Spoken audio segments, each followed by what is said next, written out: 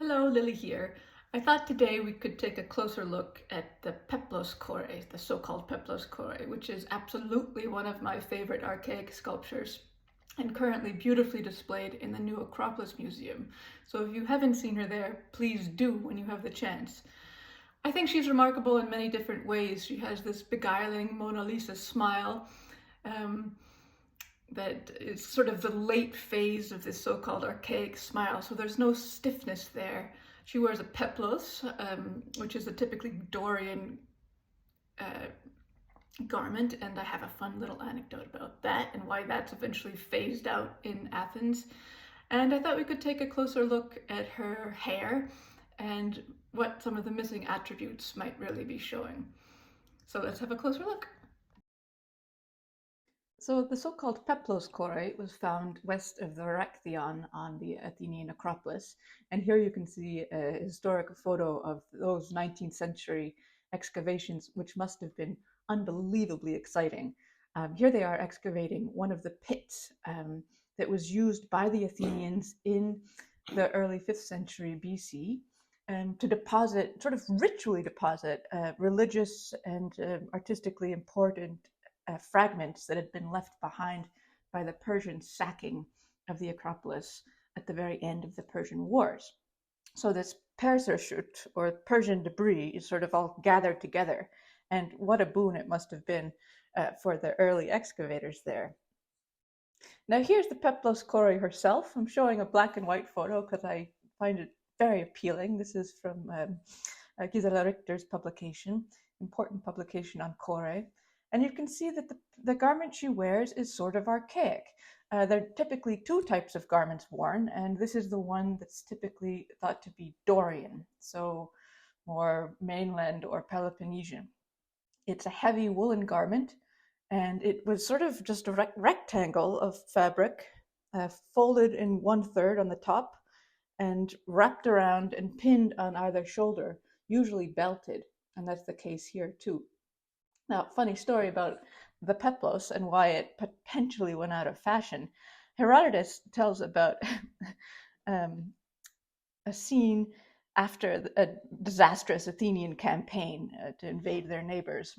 One Athenian warrior returns to the city, and the um, frustrated widows decide to attack him with these kind of vicious pins that were securing their peploi.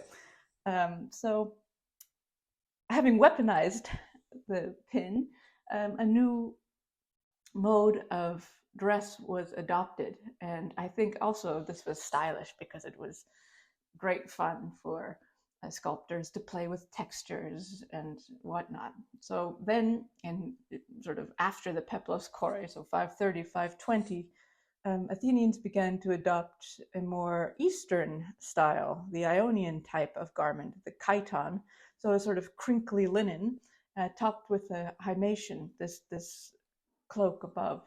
So a lot more options for the sculptor to play with. Now, the Peplos Kore, as many of the Acropolis Kore did, have a lot of surviving pigmentation.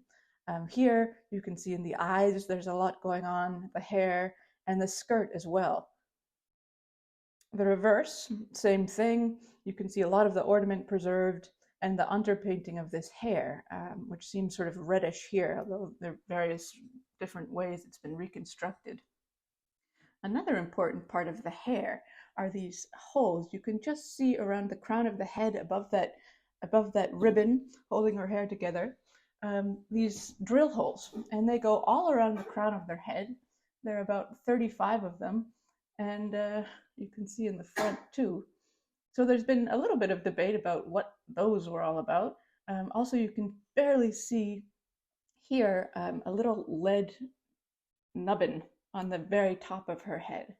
And that's generally been thought to be meniscus, which is sort of a broadly understood to be sort of a disc that actually topped most of the kore and koroi on the Acropolis, potentially to keep them away from bird droppings and weathering, things like that. So in any case, the skirt is actually pretty amazing. in this garment. There are distinct rows of these um, kind of animal friezes. This is the reconstruction that's been done by researchers in the Acropolis Museum. It's one of the more sedate ones. This is a fantastic reconstruction, both, I believe, by Vincent Brinkmann, who really pioneered polychromy studies in ancient sculpture. And so here, the goddess is interpreted as a goddess rather than a mortal. And this is always the debate with Kore. Are they mortal women or are they goddesses? Is it ever clear?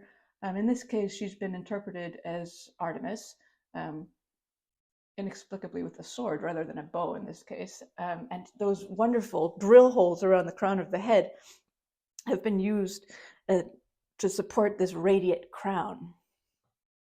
Another interpretation sees her as a mortal. So here, holding a basin in that hand that is no longer there, that crook of her arm rather, and the other one holding an offering of a pomegranate or apple. And here you can see how this reconstruction is showing the meniscos. So really that sort of disc-like bird-proofing umbrella on the top of her head. It's a wonderful piece. Go see it in the Acropolis. It's difficult to see the top of her head. I will share in the stories a personal photo I took many years ago.